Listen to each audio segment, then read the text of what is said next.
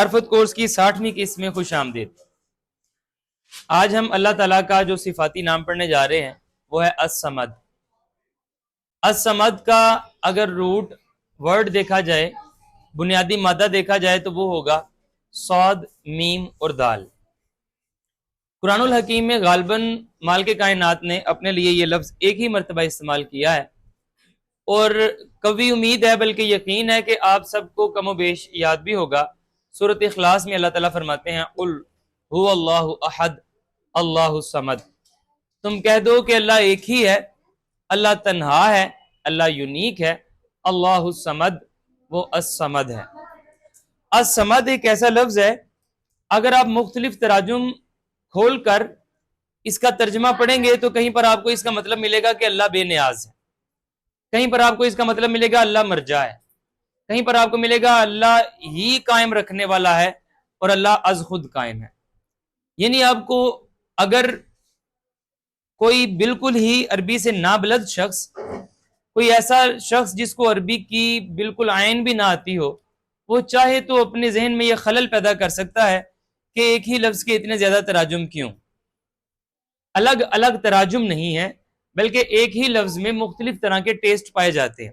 یہ عربی کا اسلوب ہے، اکثر ہم اس پر ویسے روشنی ڈالتے رہتے ہیں۔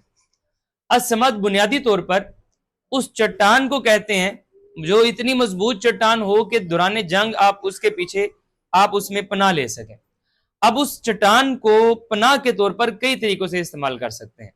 مثال کے طور پر پشت پہ پناہ، پشت پر وہ اپنی چٹان رکھیں اور آپ دشمن سے لڑنے پیچھے حملہ نہیں ہو سکتا، مضبوط چٹان ہے۔ اگر فرض کریں کہیں سیلاب آ گیا ہے تو آپ اس چٹان کے اوپر چڑھ جائیں، آپ پناہ میں آ گئے۔ اگر سامنے سے تیر بہت تیز چل رہے ہیں، آپ اس چٹان کی آڑ میں آ جائیں، تیروں میں اتنی سخت نہیں ہے، وہ چٹان کو چیر کر آپ کو لگ جائے۔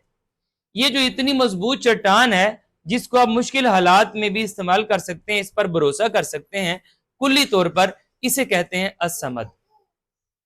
ان بنیادی معنی اور مفہوم کے ساتھ پھر اس کے جتنے بھی معنی آپ کو مستعمل ملیں گے وہ تمام کے تمام میں آپ کو ٹیسٹ یہی ملے گا۔ مثال کے طور پر لکھا ہوا ہے الصمد کہتے ہیں، یہ مختلف یہ ڈکشنری سے میں نے میننگ نکال کے آپ کے سامنے رکھے ہوئے ہیں۔ الصمد کہتے ہیں اس بلند جگہ کو جو انتہائی سخت ہو، جس میں کوئی رخنا باقی نہ ہو۔ مزید دیکھیے، ایک پتھر کی محکم چٹان کو الصمد کہتے ہیں جو مشکل وقت میں آپ کو سہارا دے سکے۔ وہ سردار جس کی اطاعت کی جائے، جس کے سوا کوئی معاملہ طے نہ پائے، قوم کا وہ سردار جسے اگنور نہ کیا جا سکے، جو سب کو سہارا دیتا ہو، اس کو کہتے ہیں الصمد۔ وہ شخص جو جنگ میں ایسے لڑے کہ نہ اسے بھوک ستائے، نہ پیاس، نہ گرمی، نہ سردی کی پرواہ کرے، اسے کہتے ہیں الصمد۔ وہ اونٹنی جو سردی کی شدت ہو یا پانی کی قلت، وہ دودھ اتنا ہی دے، اسے کہتے ہیں سامدہ۔ آپ کو صمد کے جتنے بھی معنی ملیں گے ان میں یہ بے نیازی جھلکتی آپ کو بدرجہ آتم محسوس ہوگی۔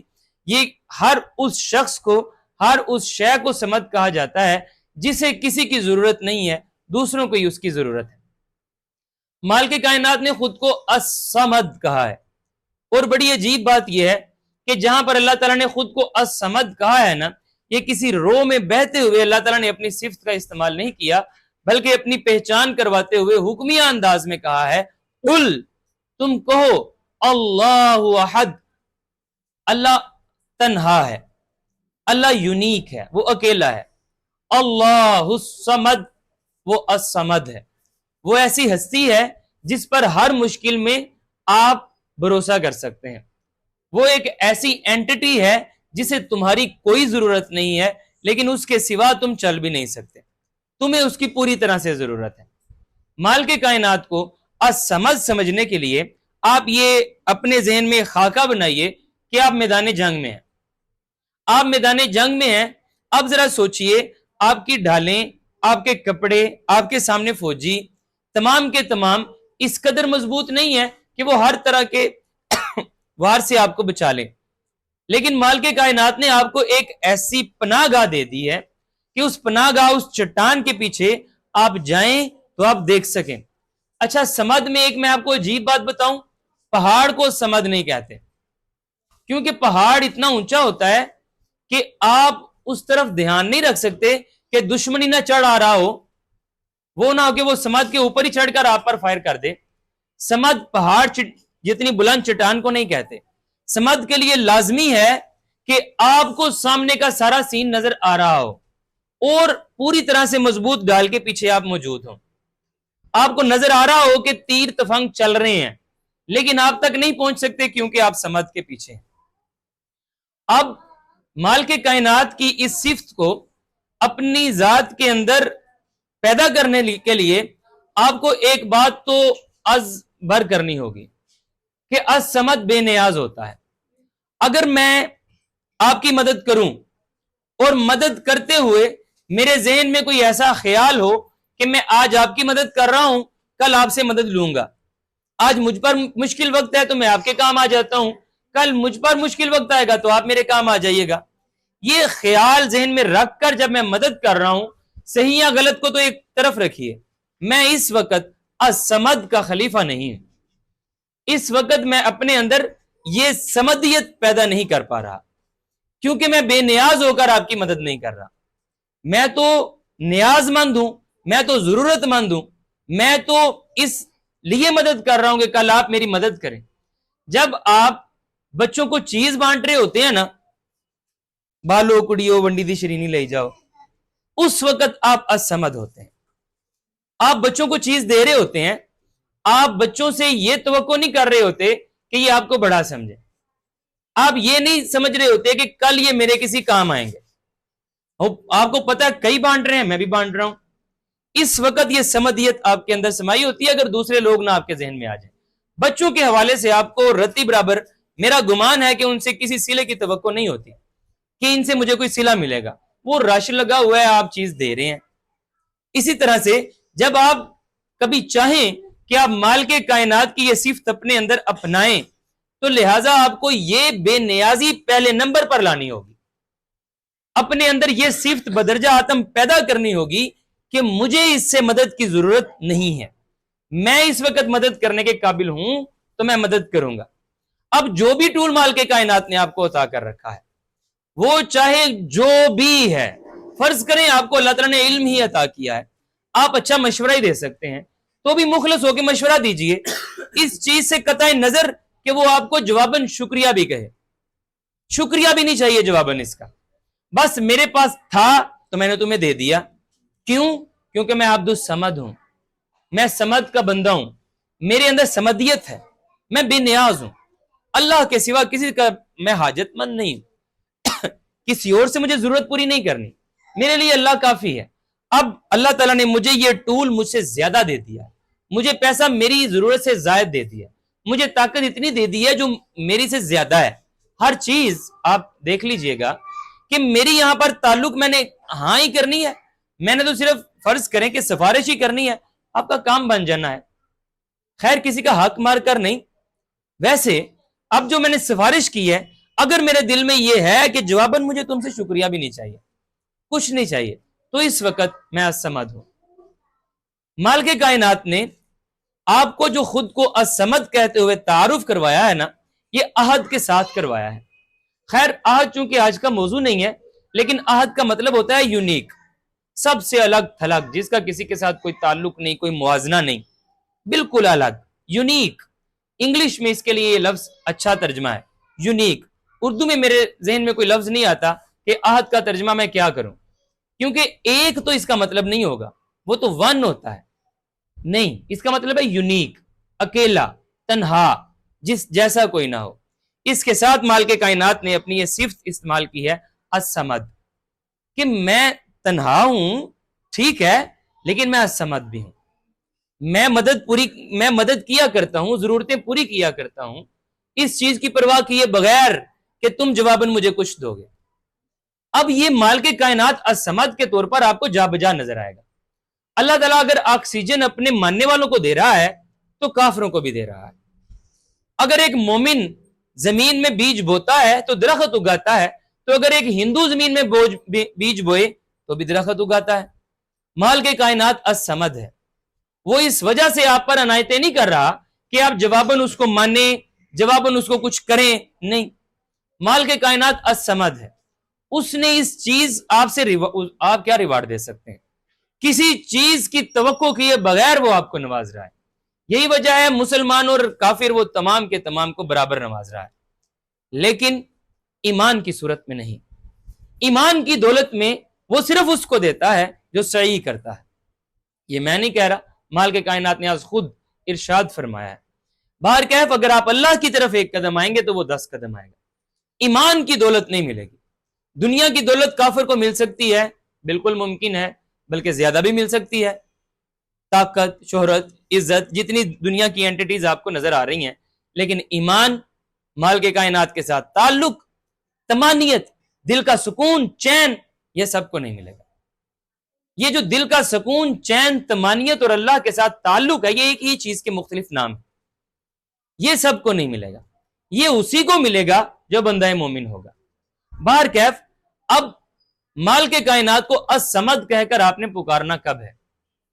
اس چیز کے لیے یہ جو حصہ ہے آپ معرفت کورس میں بھی رہنے دیجئے گا، اگر آپ نے کاٹ کر الگ بھی کرنا ہے تو اب ذرا آپ سوچئے کہ قرآن ہر زبان پر کے طور پر بھی آپ کے لیے آج میں نے یہی آیت چنی ہے، اللہ الصمد۔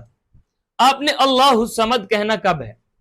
آپ مالک کائنات کے ساتھ ایک تعلق میں ہیں، آپ کو اس چیز پر مان ہے کہ میں اللہ کا بندہ ہوں، میں اللہ کا سپاہی ہوں، میں اللہ کے لیے جان دیتا ہوں، جان لیتا ہوں، میں اللہ کے لیے جیتا ہوں، اللہ کے لیے مرنا چاہتا ہوں، میرا جینا، مرنا، اٹھنا، بیٹھنا، تمام کی تمام طیبات مالک کائنات کے لیے ہیں۔ وہی جو آپ اتحیات میں پڑھتے ہیں، التحیات للہ والصلوات والطیبات، میری زندگی، میری صلات، میرے سارے رابطے، میری طیبات، جتنی پاکیزہ چیزیں میرے پاس ہیں، سب کی سب اللہ کے لیے ہیں۔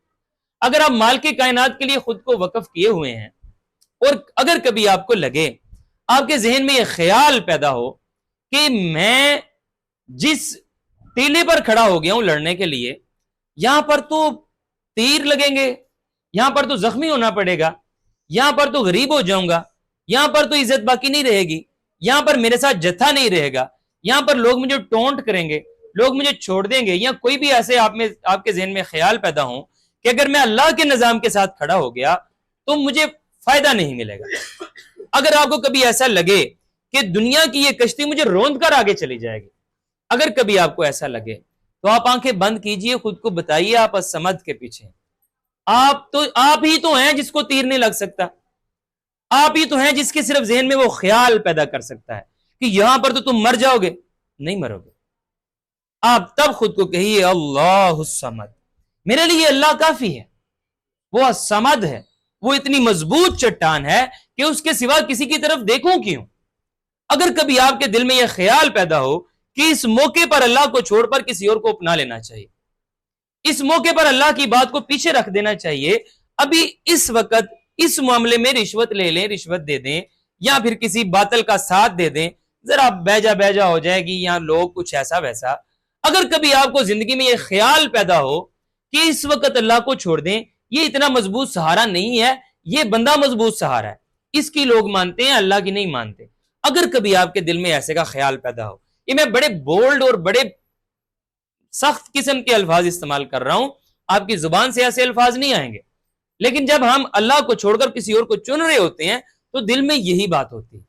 تو جب اللہ کو چھوڑ کر کسی اور کے چناؤ کی بات آئے تو آپ آنکھیں بند کیجئے گا اور خود کو بتائیے گا اللہ الصمد، اللہ ہی تو مضبوط چٹان ہے جو بچا سکتی ہے، مالک کائنات ہی تو ہے جس کو مجھ سے کوئی ریوارڈ نہیں چاہیے، ایک اللہ ہی کی تو ذات ہے جو میری مدد کرتی ہے، جواباً مجھ سے کچھ نہیں چاہتی، ایک اللہ ہی کی تو ذات ہے جس کو یہ زیر نہیں کر سکتے، باقی میں اس کو چھوڑوں گا کس کو پکڑوں گا؟ تب ممکن ہے جب آپ اللہ الصمد کہیں تب بھی پہلی، دوسری، تیسری مرتبہ آپ کے دل سے یہ آواز نہ آئے کہ نہیں، باطل نہیں، حق کے ساتھ ہی رہنا ہے، لیکن جب تک یہ حق کا غلبہ آپ کے دل پر قائم نہ ہو جائے، اللہ الصمد، اللہ الصمد، اللہ الصمد کی گردان گردانی ہے۔ اور اگر آپ کو لگتا ہے کہ آپ کا ضمیر مان نہیں رہا، آپ کا دل زیادہ کمزور ہے یا اس پر زیادہ اچاٹ ہو چکا ہے، تو اپنی آواز اونچی کر دیجئے، اتنی اونچی کر دیجئے کہ آپ کو اگر لگ رہے نا شرم آئے گی مجھے کہتے ہوئے، پھر تو اور اونچی کر دیجئے۔ کس کو پکار رہے ہیں؟ اللہ ہی کو تو پکار رہے ہیں۔ جب تک کہ آپ کے دل میں یہ خیال نہ پنپ جائے، یہ یقین کامل نہ بیٹھ جائے کہ اللہ کو چھوڑ کر کسی کو نہیں پکڑنا، اللہ کی بات کو پیچھے کر کے کسی کی بات کو فوقیت نہیں دینی۔ کیوں؟ اللہ جتنا مضبوط سہارا کوئی ہو نہیں سکتا، اللہ جتنا مضبوط اور دینے والا کوئی اور ہو نہیں سکتا، اللہ جیسا بے نیاز کوئی اور ہو نہیں سکتا جو بغیر کسی طلب کے آپ کو نوازتا چلا جائے۔ تو جب کبھی آپ کے دل میں یہ مینیپولیشن ہونے لگے، دل ڈاواں ڈول ہونے لگے، اللہ کا نظام چھوڑ کر باطل کی طرف جھکنے لگے، تو آپ اللہ الصمد کہہ کر خود کو یقین دلائیے کہ ایک ہی واحد سہارا ہے،